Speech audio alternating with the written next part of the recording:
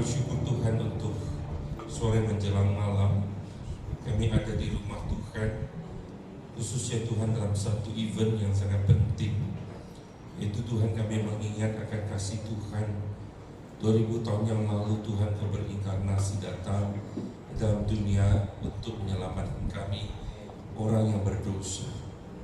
Tuhan 2000 tahun lalu, di mana event Tuhan Engkau menukar anak-Mu satu-satunya dengan kami orang yang berdosa.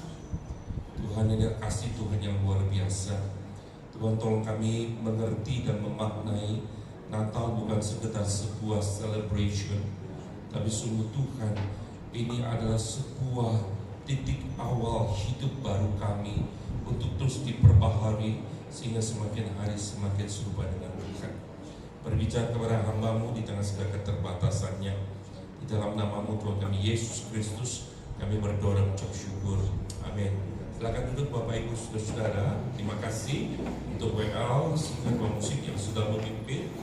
Shalom Bapak Ibu Saudara. Saya lihat pada semua kipas-kipas tentunya, dan saya izin tadi udah pakai jas, saya buka ya. Dan saya pakai biasa saja begini karena Natal itu bicara tentang kesederhanaan. Jadi saya berpikir bahwa pada sore hari ini saya tanpa pakai jas, dan saudara tentunya dengan kesederhanaan ini kita ingin merenungkan firman Tuhan. So tema bicara tentang masih adakah arti Natal bagi kita. Saudara, saya ingin tanya di sini, sudah berapa kali kita merayakan Natal? Ada yang baru pertama kali? Puji Tuhan, ya. Berapa orang? 2 ya, yang baru. Ada 2, 3. Ada 3 yang 4 ya. Waduh, 6. Waduh, ada 6 ya, puji Tuhan.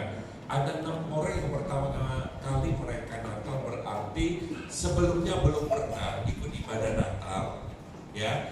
Tapi hari ini ada ibadah Natal yang pertama yang diikuti. Saya ingin tanya, yang sudah ikut Natal sudah 50 kali siapa? Ada yang sudah 50 kali ikut Natal? Sudah, kalau 50 kali ikut Natal paling tidak umurnya sudah 50. Begitu banyak, kalau lahir langsung dibawa ke gereja Natal gitu ya. Nah, saudara yang terkasih dalam Tuhan, saya ingin kita bersama-sama, tema yang diberikan kepada saya, masih adakah arti Natal bagi kita. Saudara, saya ingin ajak kita buka Lukas 1 ayat 26 sampai 38.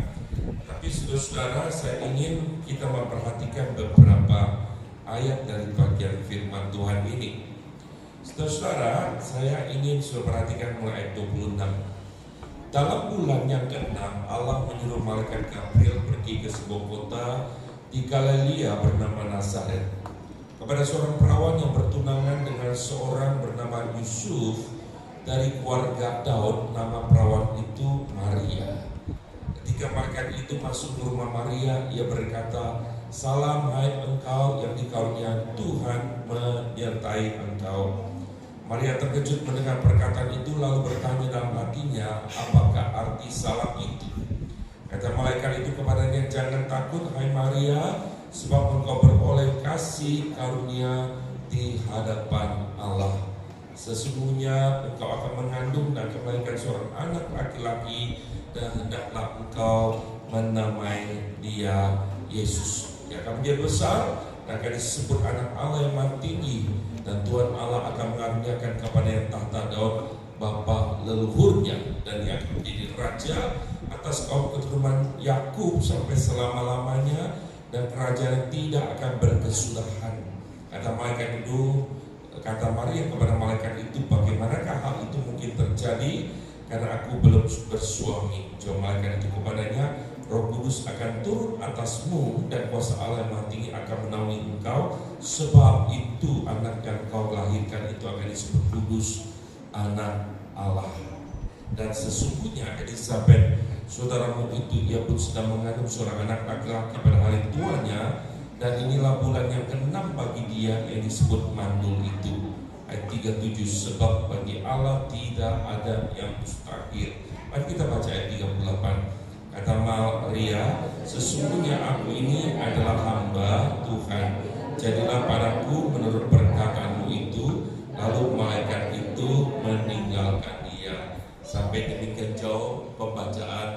firman Tuhan. Bapak Ibu saudara-saudara, ada banyak orang yang kadang memahami Natal itu sekedar saudara-saudara sebuah perayaan saja.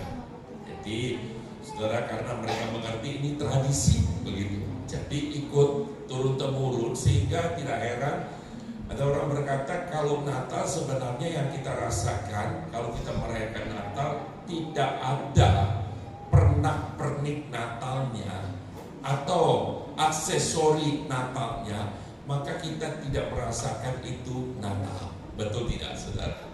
Bahkan kalau sudah lihat misalnya di negara-negara sekalipun bukan negara Kristen, bulan November itu suasana Natal sudah terasa. Ya, jadi kemarin bulan November saya selalu kalau pergi ke Singapura, saya lihat bulan November itu di jalanan indah sekali, dihiasi dengan lampu yang gemerlapan, ya. Lalu kemudian di toko-toko yang berkelas, saudara, itu mereka dekor dengan begitu indah sekali, sehingga para turis dan juga tentunya orang-orang Singapura mereka berfoto di bawah pohon Natal, saudara. Jadi kalau kita lihat pohon Natal itu bermacam-macam. Kalau misalnya itu toko coklat, mereka bikin seperti coklat dan indah sekali, ya. Ada kado-kado indah, ada toko tas yang terkenal Chanel, saudara, mereka juga bikin itu pohon Natal dari Chanel. Lalu kemudian mereka foto bersama-sama di situ, lalu diposting di WA-nya, ya. Ini dikatakan mereka pasang PP-nya walaupun mereka bukan orang Kristen, ya. Jadi saudara, negara Singapura, ya, saudara-saudara, mayoritas tentu bukan banyak orang percaya kepada Tuhan, tetapi saudara, aksesori, ya, Natal bulan November bahkan di awal sudah begitu dirasakan oleh banyak orang dan sudah dihiasi, ya, di mana-mana. Saudara, kadang gereja itu mungkin kalah. Saya nggak tahu gereja ini pasang dekorasi Natalnya kira-kira bulan apa, saudara? Bulan 12 atau bulan 11? Saudara-saudara, pohon Natal dipasangnya kapan? Hah? Kapan dipasang pohon Natalnya? Bulan 12. Minggu keberapa? Hah? Minggu yang ketiga. Ya, berarti minggu ketiga, ya sekarang minggu ketiga. Udah hari ini baru muncul pohon Natal. Jadi kalau kita lihat pohon Natal di sini itu luar biasa. Pohon Natal ini seluruh musim saudara kehidupan. Kenapa? Sudah tadi saya lihat ini hijau-hijau, ya saudara, yang di sini mulai tandus seperti begitu, mulai rontok, ya. Nah, ini yang terjadi. Tetapi semua orang tidak berbicara tentang ya harus ada salju dingin. Buktinya kan kita panas, ya, seperti itu, ya. Hari ini saudara, orang di Australia sekarang juga lagi panas. Tadi saya bertelepon kita sama anak saya, dia bilang aduh panas sekali di Melbourne, begitu, ya, karena bulan-bulan 12 seperti itu. Nah, saudara-saudara terkasih dalam Tuhan, kadang kita merayakan Natal kita lebih senang dengan pernak-pernik Natalnya, lebih senang dengan aksesori Natalnya, tanpa sebenarnya kita mengerti apa makna Natal yang sesungguhnya. Sehingga ada orang berkata tidak terasa Natal kalau tidak ada pernak-pernik Natal, tidak terasa suasana Natal kalau tidak ada hiasan lampu Natal, kalau tidak gemerlapan, kalau tidak meriah, maka itu tidak terasa Natalnya.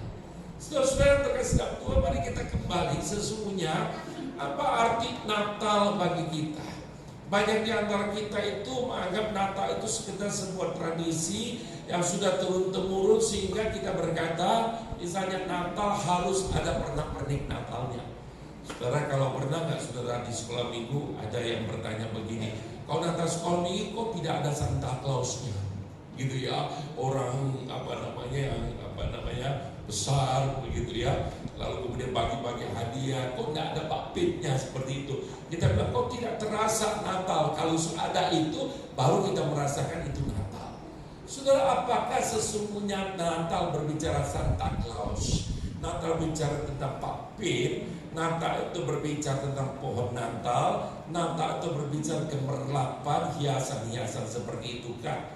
Saudara-saudara, mari kita bersama-sama kita mohon hikmat bijaksana Tuhan agar kita tidak jatuh kepada pemahaman yang salah tentang Natal, saudara. Karena seringkali kita ikut-ikutan dan banyak sekali orang biasa ikut-ikutan tanpa memaknai dan mengerti sesungguhnya apa artinya Natal itu sendiri. Saudara-saudara, saya pernah cerita bahwa ada seorang hamba Tuhan yang sudah sebenarnya gereja ini sudah seratusan tahun, saudara. Jadi cukup tua, ya, gereja ini cukup tua.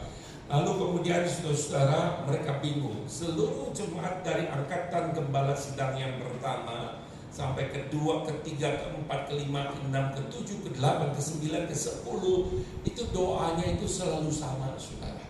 Doanya yang mereka lakukan adalah begini: ya Tuhan, kami bersyukur Engkau Allah yang luar biasa. Terima kasih Tuhan. Jadi semua pikir kenapa mesti doanya begitu. Lalu kemudian ada seorang anak muda yang sangat kritis. Dia bertanya begini, Pak Pendeta, kenapa doa begini? Ya, ini urapan. Urapan apa? Dari pendeta sebelumnya. Karena doa harus pakai Tuhan, terima kasih, oh haleluya, begitu ya. Sudah mereka bingung, kenapa begini? Tanya saudara. Lalu pendeta yang lebih senior tanya lagi yang lebih senior, saudara, yang sudah emeritus. Pendeta yang emeritus juga bilang, wah juga kagak tahu, tapi sebelumnya mungkin ini urapan, gitu ya. Ngomong yang sama, saudara. Hanya diselidiki, saudara, bahwa pendeta yang pertama kenapa doa begini? Karena dia pakai gigi palsu, sudah tahu ya. Sehingga kalau ngomong bisa copot, jadi tarik begitu, saudara, tarik begitu. Jadi semua ikut-ikutan seperti begitu. Padahal mereka tidak mengerti apa makna yang sebenarnya, hanya ikut-ikutan tanpa tahu kenapa melakukan demikian. Saudara-saudara, ada banyak di antara kita juga seperti ini. Kita datang ke gereja, kita mengikuti Natal, saudara, kita hanya memikirkan pokoknya ada satu tradisi. Kalau tidak datang ke gereja di bulan Desember, saudara, kita sebagai orang Kristen ada yang kurang. Itu sebabnya nggak heran kalau bulan Desember itu gereja penuh, apalagi hari Natal, ya. Banyak sekali kristal, saudara, ya. Kristen-Kristen Natal itu bisa bermunculan pada hari Natal. Karena mereka bilang kalau tidak datang ke gereja rasanya kurang. Sebagai orang percaya kok tidak datang ke gereja. Karena mereka melihat kok Natal itu seperti perayaan agama, saudara. Jadi mereka berkata, oh kalau saya itu Islam, itu Fitri, mesti ke masjid. Kalau saya itu orang Konghucu atau orang Buddha, maka Imlek, ya, itu sebabnya saya mesti pergi ke kelenteng dan berdoa. Kalau saya orang Hindu, maka saya tahu ada hari, ya, yang khusus di mana ditentukan hari Nyepi saya harus datang ke pura dan berdoa. Kalau saya orang Kristen, maka sebenarnya Natal itu adalah hari raya orang Kristen. Itu sebabnya saya juga harus datang ke gereja dan beribadah. Saudara-saudara terkasih dalam Tuhan, apakah sesungguhnya Natal itu hanya sekedar, perhatikan, hari raya orang Kristen saja yang kita pahami seperti begitu? Karena kita juga tidak pernah tahu, saudara, kapan tepatnya Yesus lahir. Saudara-saudara, ada yang mengatakan bahwa sebenarnya bukan bulan Desember. Ada yang mengatakan siapa bilang tanggal 25 Desember. Tetapi kita tidak memperdebatkan bicara tentang hal ini. Tapi mari kita bersama-sama kita memperhatikan apa artinya kita datang beribadah Natal tetapi tidak terjadi yang namanya sebuah transformasi hidup. Tidak pernah terjadi dalam hidup kita mengalami keselamatan yang sempurna yang Tuhan berikan kepada kita. Ini yang sangat penting. Karena saudara, saya pernah berjumpa dengan orang yang bisa menyanyikan lagu di hari Natal, itu luar biasa. Di satu ibadah, saya berpikir mereka adalah orang-orang yang percaya kepada Tuhan.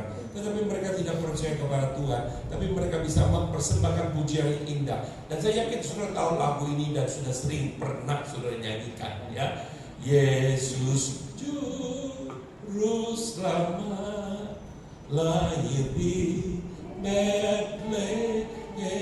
Apa?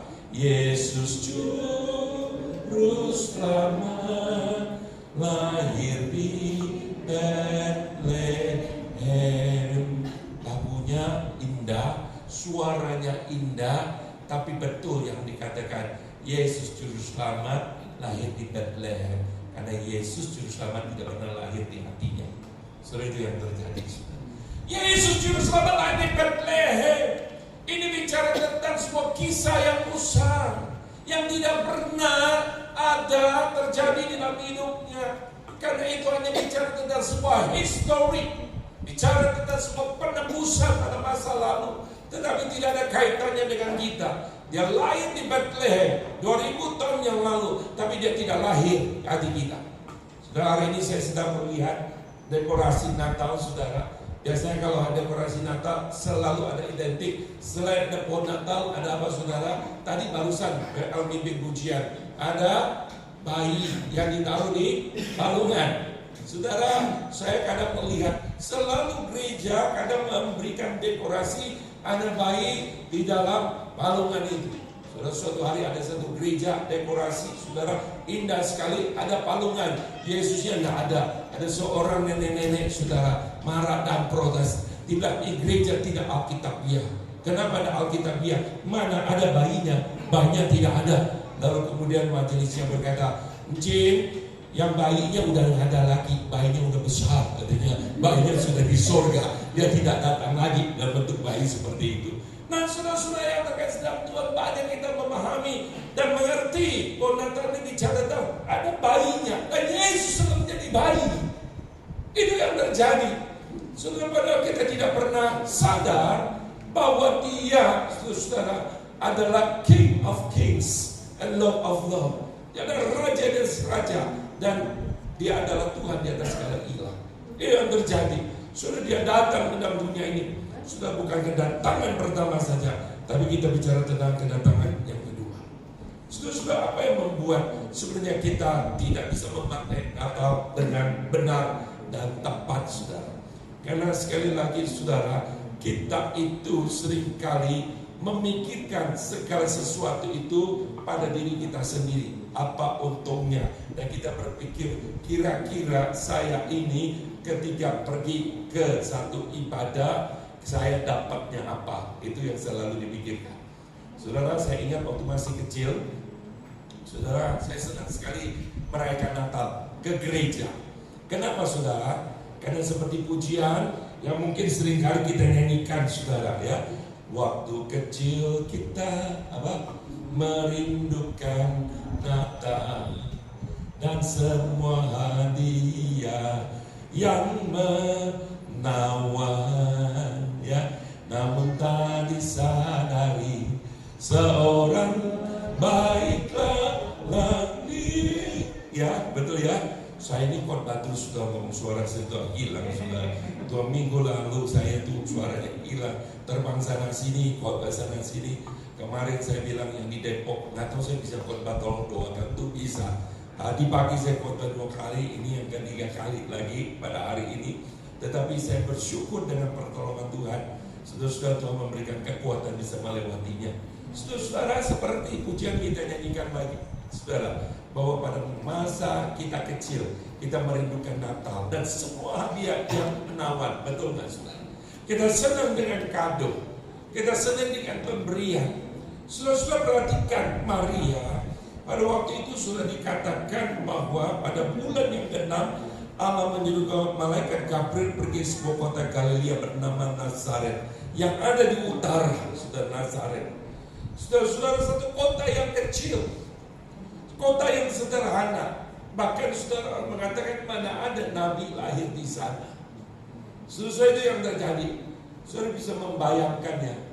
Saya ini, saudara, kalau lihat tebak, kira-kira yang tahu jangan ngomong. Saya ini dari mana, saudara? Kampung saya di mana? Orang tanya saya, Pak, dari mana, Pak? Gitu ya. Berapa kali orang berpikir begini, selalu saya pergi, mereka bilang, Mister, I come from Singapura. Bukan, aku bukan dari Singapura, aku dari Kampung. Tahu saudara ya, dari kampung. Saudara, saya itu dari kampung, saudara. Saudara, kira-kira tebak kampung apa? Yang tahu jangan ngomong, saudara. Yang tidak tahu. Sudah tahu saya dari kampung mana? Kalimantan. Bukan, saudara. Istri saya dari Kalimantan, saudara ya. Saya itu dari pulau yang kecil namanya Pulau Belitung. Saya ini temannya Ahok, Belitung Timur.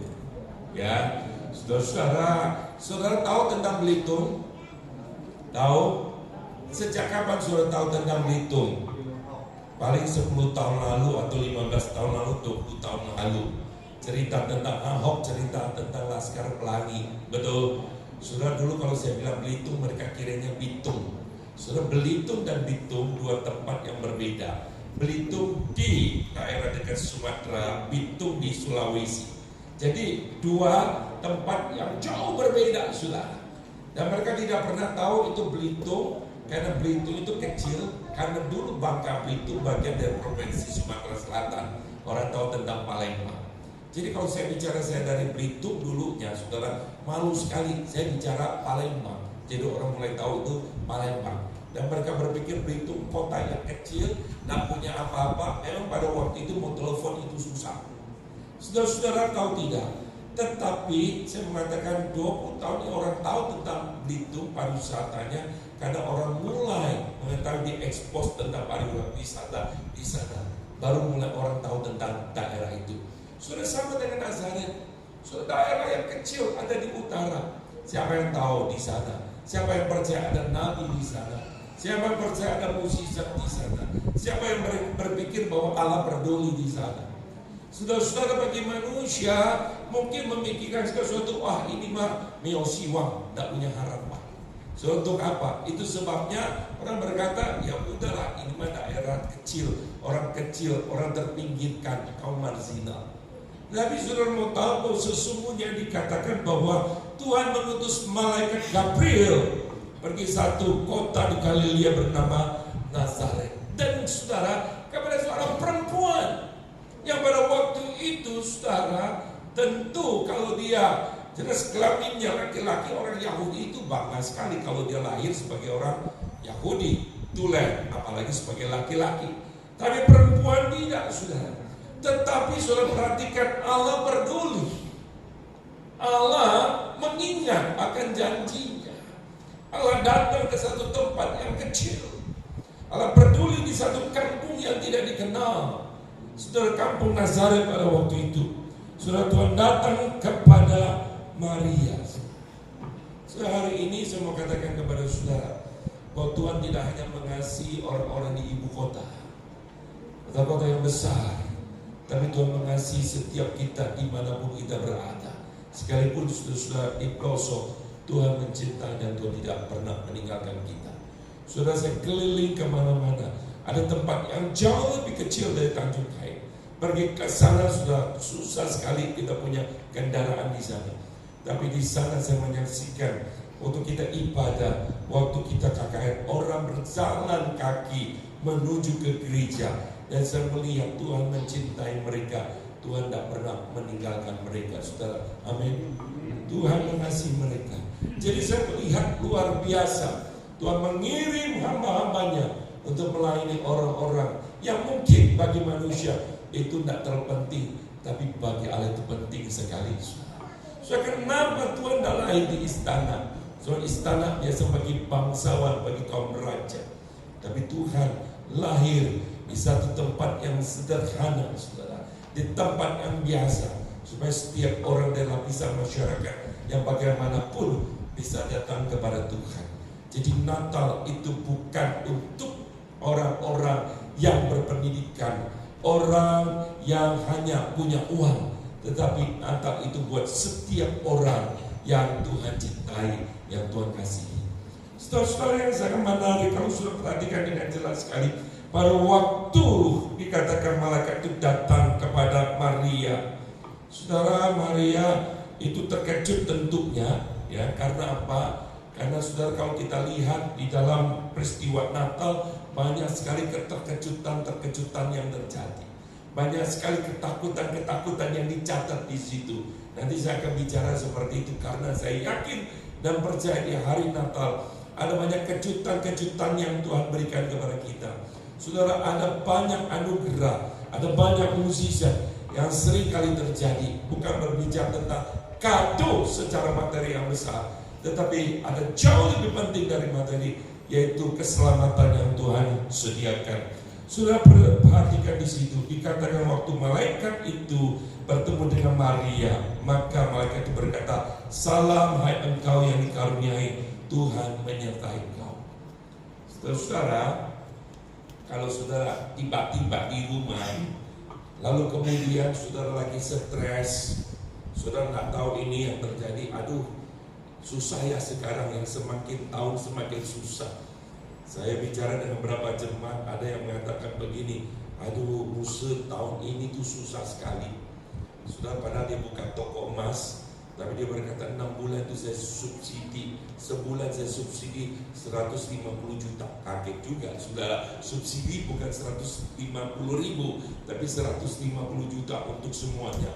Karena sedikit sekali orang yang saat ini belanja, beli emas, karena duit, ya, ada kesulitan dan sebagainya. Saudara, ada yang dia berkata begini, ada yang mau menikah, mamanya, bapaknya ini mau belikan emas, ya, tentu sudah cincin, kalung, begitu. Biasanya kalau anak kawin kan dibelikan itu, ya. So, anaknya bilang, mama, papa nggak usah kasih barang, kasih mentahnya aja, gitu ya, minta duitnya saja. Dia bilang makanya tidak jadi belanja, tadinya mau belanja, nggak jadi karena minta mentahnya. Saudara, memang kondisi sekarang kita nggak tahu, tentu apalagi situasi perpolitikan yang ada di tahun depan. Saudara, orang-orang kemudian mengalami tentu kesulitan dan pergumulan. Saudara, saya tidak tahu, saya yakin bahwa dampak ini tidak hanya di kota, tetapi juga di daerah-daerah. Saudara, waktu kita menghadapi kesulitan dan pergumulan seperti ini, sudah mungkin berpikir anak besok mau sekolah harus bayar uang sekolah, besok mau makan di kulkas tak punya barang dan sebagainya. Sudah mungkin sedang berdoa, tiba-tiba sudah berdoa, muncullah malaikat di depan saudara. Waktu di depan sudah kaget, saudara lagi berdoa, dan malaikat berdiri di depanmu, lalu kemudian malaikat itu berkata, salam engkau, ya, hai Maria, atau namamu hai Tuti misalnya, hai Ani, begitu ya. Engkau mendapat kasih karunia di hadapan Tuhan. Waktu sudah dengar seperti itu, kira-kira saudara, waktu mendengar seperti itu, apa yang sudah pikirkan dalam benakmu? Wah, pasti gue lihat beras gua penuh nih, ya, betul tidak? Kulkas gua penuh sekali. Sebab apa? Sebab saya mendapatkan kasih karunia. Itu yang kita pikirkan, saudara. Tetapi dalam realitanya, saudara, waktu malaikat itu berkata, salam hai engkau yang mendapatkan karunia, Tuhan menyertai engkau, saudara. Saudara, dia tidak mengerti. Lalu kemudian malaikat itu berkata, jangan takut hai Maria, sebab engkau beroleh kasih karunia hadapan Tuhan. Sesungguhnya engkau akan mengandung dan melahirkan seorang anak laki-laki, dan hendaklah engkau namanya Yesus. Saudara terkasih dalam Tuhan, kaget setengah mati Maria. Bagaimana ini mungkin terjadi? Aku belum bersuami, gak mungkin ini terjadi. Saudara-saudara yang terkasih dalam Tuhan, dipikirkan itu pasti mustahil, betul gak? Gak mungkin yang terjadi. Tapi bagi Allah tidak ada yang mustahil. Bagi manusia mustahil, bagi Allah tidak ada yang mustahil. Cuma masalah di sini, apakah engkau percaya atau tidak? Itu yang terjadi. So, banyak orang kadang datang merayakan Natal. Saudara, orang banyak di antara kita nggak mengerti, kita berpikir, mana mungkin sih? Kalau sudah ditanya dari orang-orang misalnya, masa sih Yesus itu lahir dari perawan Maria tanpa seorang laki-laki? Mungkin nggak? Saudara sudah berpikir, iya ya, kenapa gue nggak pernah tanya seperti begitu? Loh, berapa tahun Bapak ikut Natal? Udah 25 kali buat ikut Natal, tapi gue nggak pernah tahu akan hal ini. Lalu waktu di challenge iman kita berkata, enggak, gue cuma ikut ke gereja. Dari dulu, engkau gue ke gereja, emak gue ke gereja, maka gue sekarang ke gereja. Waktu aku pergi ke gereja, aku hanya ikut-ikutan, tanpa memaknai, tanpa aku tahu siapakah Tuhan yang aku percaya. Saudara, hari ini saya mau katakan kepada saudara, kau datang ke rumah Tuhan, engkau datang merayakan Natal pada tahun ini. Saudara mesti yakin dan percaya pada Tuhan yang sudah 2000 tahun yang lalu berinkarnasi datang ke dalam dunia untuk menyelamatkan kita. Saudara, kalau tanpa engkau percayai Tuhan, membuka hatimu, menerima Dia sebagai Tuhan dan Juru Selamat pribadimu, maka Natal kau rayakan hanya sekedar sebuah perayaan. hanya sebuah kegiatan agamawi tanpa berdampak dalam kehidupan pribadimu. Ini penting sekali. Saudara, itu kita sama dengan orang-orang yang menyanyikan lagu Yesus Juru Selamat lahir di Bethlehem, tapi Yesus tidak pernah lahir dalam hati kita. Saudara-saudara terkasih dalam Tuhan, saya ingin tanya kepada saudara, apakah betul dalam hatimu ada Yesus? Tanya kiri kanan saudara. Ayo jujur. Adakah Yesus itu dalam hati kita? Jangan-jangan saudara, Yesus itu hanya lahir di Bethlehem dan Yesus tidak pernah lahir di dalam hati kita, sehingga saudara kita lewati begitu saja perayaan Natal. Saudara, cara mengujinya begini. Saudara mungkin bertanya begini, loh, buktinya apa kalau Yesus ada dalam hati kita? Saudara, tadi pagi saya bicara begini. Saudara tahu nggak kenapa Tuhan bilang jangan takut? Tuhan datang lewat Maria, jangan takut. Elizabeth, jangan takut. Kepada para gembala, jangan takut. Betul tidak saudara? Selalu malaikat itu bilang jangan takut. Kenapa saudara? Karena Tuhan tahu dalam hati manusia itu penuh dengan ketakutan. Kenapa hati mereka takut? Karena hati manusia itu gelap. Itu yang terjadi. Saudara, ketika dosa masuk ke dalam sejarah histori manusia, saudara, hati manusia begitu gelap sekali. Di dalam kegelapan, manusia tidak pernah tahu apa yang terjadi. Di tengah kegelapan, manusia tidak bisa melihat ke depan. Di tengah kegelapan, manusia itu takut karena ada banyak bahaya di depan yang tidak bisa diterangi, yang tidak diketahui oleh manusia. Karena manusia ada di dalam kegelapan itu sendiri. Saudara, kegelapan itu membuat manusia menjadi tidak tenang. Ketidaktenangan ini karena manusia tidak punya damai, saudara. Itu yang terjadi. Makanya saudara, damai bukan bicara sesuatu yang di luar, tapi damai bicara sesuatu yang ada di dalam hati manusia. Damai bukan bicara ketiadaan konflik, tapi damai bicara tentang kondisi hati manusia.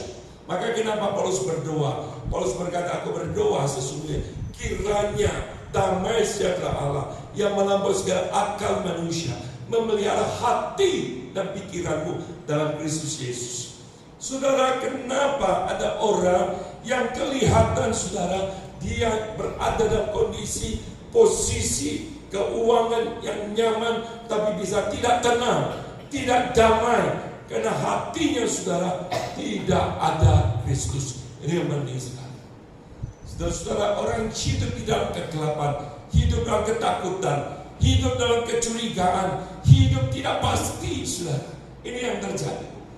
Saudara, saya bercontoh. Saya bilang saya barusan melihat foto presiden dari Korea Utara. Sudah tahu siapa presiden Korea Utara? Kim Jong Un, saudara ya. Nah, saudara-saudara yang sedang Tuhan, saya bercanda tadi pagi, saya bilang ada saudaranya, pendetanya di Kelapa Gading, begitu ya, model kayak Kim Jong Un begitu. Nah, saudara, beberapa hari lalu dia pergi kunjungan ke negara di Rusia. Saudara, penyambutan secara kenegaraan itu dilakukan. Saudara, katanya di Rusia kalau disambut, lalu kemudian disodorin kue, saudara. Kue itu katanya kuenya enak, asin, harus dicelup begitu. Sudah waktu dia jalan ke depan, sudah dikasih kue begitu, sudah, dan dia harus terima. Dia cuil kuenya sedikit, ya, dia colok, saudara, lalu dia masuk dalam mulutnya. Tapi dia lepasin begini. Saudara, kamerawan itu jago sekali kan dengan kekuatan kameranya, saudara, langsung menyorot, tiba-tiba dia ambil jepit di sini, tapi dimasukin di sini, ininya nggak dimakan, saudara, dia taruh begini, saudara, kemudian dilingkari, itu katanya kuenya nggak dimakan, begitu ya, saudara. Kenapa, saudara? Ini sambutan kenegaraan, tidak mungkinlah, saudara. Dan itu pasti ya, kalau istilah dulunya ada juru minumannya, ada juru makannya seperti itu. Tetapi saudara lihat, orang-orang saudara yang hidup dalam ketakutan, saudara, dia tidak pernah damai Dia nggak pernah tenang. Dia takut banyak musuh sekitar dia. Banyak orang ingin menyakiti dia. Banyak orang ingin menghancurkan dia. Itu sebabnya dia hidup penuh dengan ketakutan. Sedikit-sedikit curiga, sedikit takut, saudara. Saudara, saya mau katakan kepada saudara, ada orang semakin diberkati, semakin punya uang banyak, semakin punya kedudukan tinggi, semakin takut hidupnya. Itu terjadi dengan Herodes. Kenapa? Dia takut kalau raja, orang Yahudi dilahirkan, posisi dia akan terancam, dan dia takut sekali. Saudara, ini kondisi hati manusia. Manusia begitu gentar, manusia begitu takut, hidup di dalam kegelapan, dan gak bisa tenang. Itu yang terjadi. Saudara-saudara, itu sebabnya Tuhan tahu kondisi manusia penuh dengan ketakutan, karena di dalam hatinya, saudara, belum ada damai sejahtera dari Tuhan. So itu sebabnya kenapa berita Natal dikatakan jangan takut, karena Tuhan tahu sesungguhnya, saudara, bahwa kita selama hidup ini, saudara, kalau nggak punya Kristus, hati kita tidak pernah ada damai, pikiran kita tidak pernah ada tenang. So kalau hari ini kau mengatakan ada Kristus dalam hatiku, saya ingin bertanya, apakah saudara punya damai yang sejati dari Tuhan? Saudara, ini penting sekali. Ini saudara yang jawab, tidak perlu jawab dengan saya. Saudara, meskipun ada konflik, ada masalah, ada kesulitan, karena sudah tidak Alkitab dikatakan, tidak ada Tuhan berjanji waktu engkau percaya kepada Tuhan semuanya beres, betul tak? Saudara, kita masih hidup dalam kedagingan. Saudara, kita punya pasangan kita masih bisa konflik. Kita bisa misunderstanding dalam berbicara. Saudara, dengan anak kita, dengan menantu kita, dengan mertua kita, bisa terjadi. Masih ada pergumulan, masih ada kesulitan. Tapi apakah saudara percaya bahwa Tuhan kita yang sudah memberikan anaknya, yang menyerahkan itu kepada kita, yang rela ditukar dengan kita, saudara, Allah sudah memberikan segalanya. Masakah untuk pergumulan, kebutuhan hidup kita Tuhan gak take care dan Tuhan gak menjaga? Saudara-saudara yang terkasih dalam Tuhan, saya yakin, saudara, kalau engkau percaya kepada Tuhan sungguh-sungguh dan Yesus lahir di dalam hatimu, sudah engkau gak akan takut, karena sekali lagi Yesus itu ada di dalam hidup. Sudah, jadi kenapa makna enggak berarti? Karena seringkali kita merayakan Natal Yesus yang lahir 2000 tahun yang lalu, yang tidak ada kaitan dengan kehidupan saya. Yesus lahir di Bethlehem, tapi Yesus tidak lahir dalam hati saya.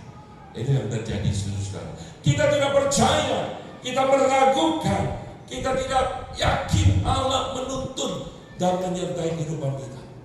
Saudara-saudara yang terkasih dalam Tuhan, maka pada hari ini saya tidak mau panjang lebar khotbah, tapi pada hari ini, saudara, pada malam hari ini, saya ingin ajak saudara waktu datang ke gereja ini. Saudara, kalau ingin sungguh-sungguh mengerti bahwa ada arti Natal bagi hidupmu, maka biar engkau berkata seperti Maria dalam Lukas 1 ayat 38. Sesungguhnya aku ini adalah hamba Tuhan, jadilah padaku menurut perkataanmu itu.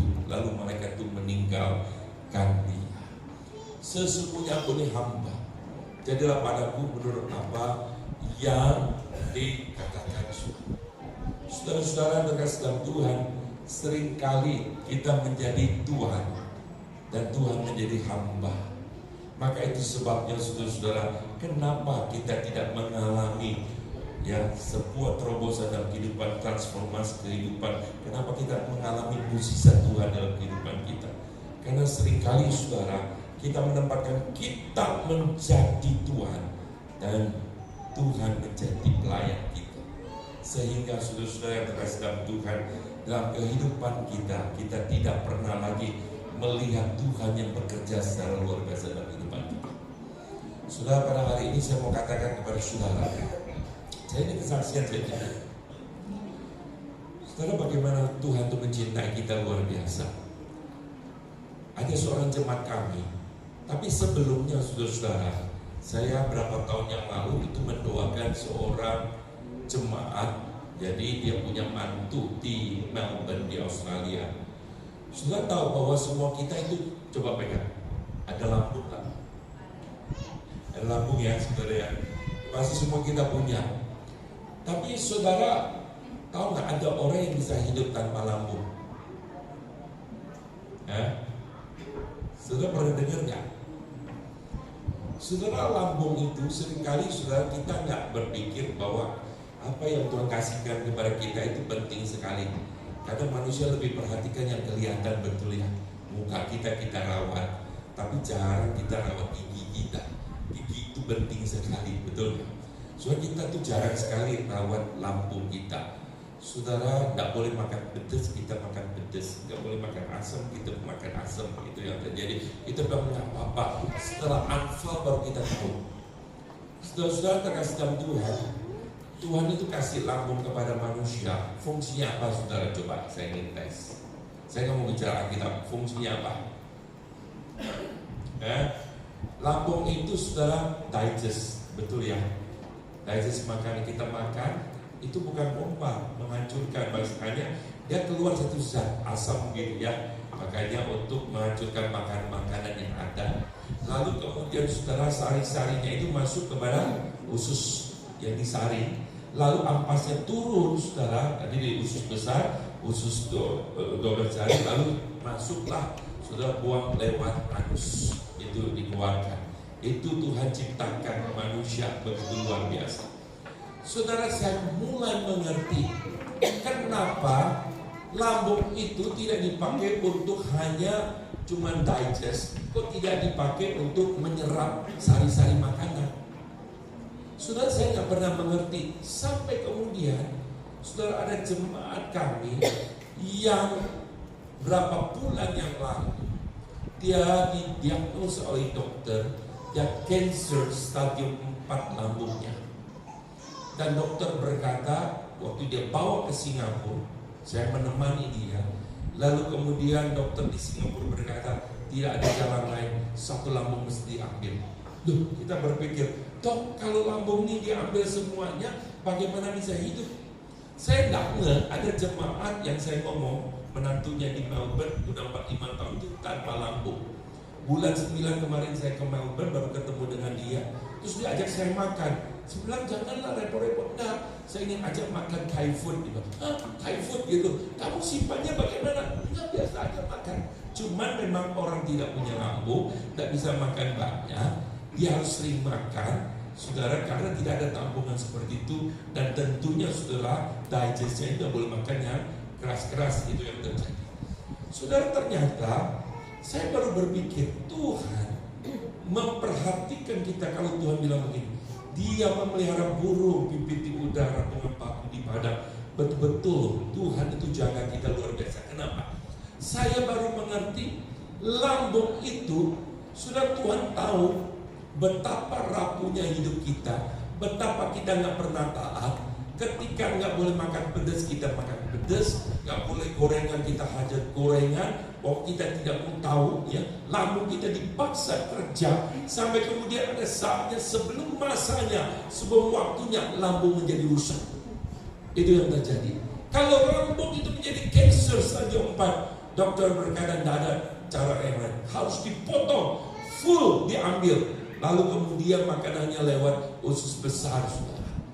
Saudara, saya baru mengerti, Tuhan, kalau lambung itu tempat untuk sari makanan juga, waktu diambil, bokiu kita, orang bilang. So, kita nggak bisa ditolong lagi. Karena apa? Nggak ada lagi kita dapat asupan makanan. Tapi Tuhan tahu manusia betapa rapuhnya, manusia betapa lemaknya, saudara. Sehingga lambung itu cepat rusak. Dia bilang, nggak apa-apa, tapi aku kasih cadangan. Waktu rusak, engkau masih bisa hidup. Kenapa? Engkau masih bisa dapat asupan. Kenapa? Karena Tuhan bilang, lewat usus besar ini, engkau bisa menyerap sari-sari makanan untuk mempertahankan hidupmu. Saudara, Allah demikian memperhatikan hal-hal yang kecil. Saudara, saya bersyukur ketika saya memahami ini. Tuhan peduli hal yang kecil saja. Kita kadang tidak bisa jaga, kita tidak bisa pelihara apa yang Tuhan berikan kepada kita. Tapi Tuhan kasihi, Tuhan jaga, Tuhan pikirkan sampai begitu kita. Saudara, apalagi dengan keselamatan yang Tuhan berikan kepada kita. So itu sebabnya saya bersyukur kepada Tuhan. Ketika saya melihat semua ini, saya berkata, Tuhan, Kau baik sekali. Tuhan begitu mencintai kita. Kalau hal seperti Tuhan perhatikan begitu kita, maka saya yakin keselamatan yang Tuhan berikan kepada kita juga sangat serius dan Allah tidak main-main. Saudara, kalau ada keselamatan di luar Kristus, Tuhan yang mau saudara mengirim anak yang tunggal satu-satunya untuk menggantikan kita. Tuhan itu serius menggenapi janjinya. Ribuan tahun Allah bekerja, ribuan tahun Allah bertindak sampai Allah menggenapinya. Anaknya datang 2000 tahun yang lalu untuk menyelamatkan kita. Saudara, itu bukan murahan. Hari ini mari saya berdoa agar sungguh-sungguh kita mengerti, kita tidak sombong, kita tidak mengandalkan kekuatan kita.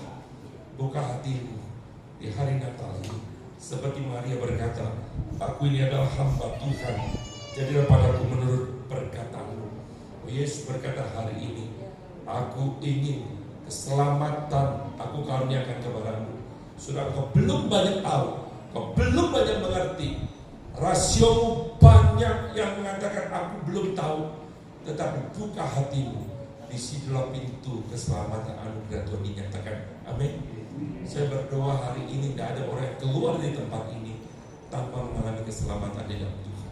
Saya mau hari ini sudah keluar di tempat ini mendapatkan kado Natal, tapi hatimu tidak ada Kristus.